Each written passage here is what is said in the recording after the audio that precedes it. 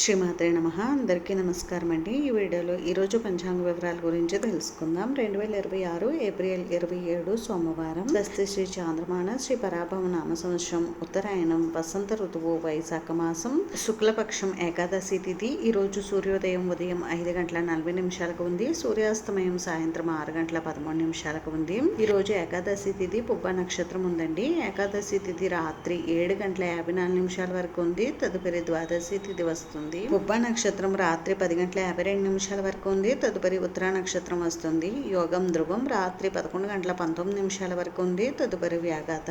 కరణం వణిజ ఉదయం 8 గంటల 24 నిమిషాల వరకు ఉంది. తదుపరి భద్ర రాత్రి 7 గంటల 59 నిమిషాల వరకు ఉంది. తదుపరి భవ.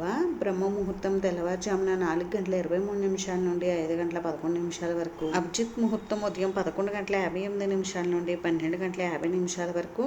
అమృతకాలం సాయంత్రం 4 గంటల 36 నిమిషాల నుండి 6 గంటల 11 నిమిషాల వరకు ఉంది. శుభ సమయం ఉదయం 6 గంటల నుండి 7 గంటల వరకు ఉంది. వర్జ్యం ఉదయం 6 గంటల 59 నిమిషాల నుండి 8 గంటల 34 నిమిషాల వరకు ఉంది. దుర్ముహూర్తం మధ్యాహ్నం 12 గంటల 28 నిమిషాల నుండి 1 గంట 17 నిమిషాల వరకు ఉంది. తిరిగి తదుపరి దుర్ముహూర్తం మధ్యాహ్నం 2 గంటల 54 నిమిషాల నుండి 3 గంటల 43 నిమిషాల వరకు ఉంది. రాహుకాలం ఉదయం 7 గంటల 30 నిమిషాల నుండి 9 గంటల వరకు.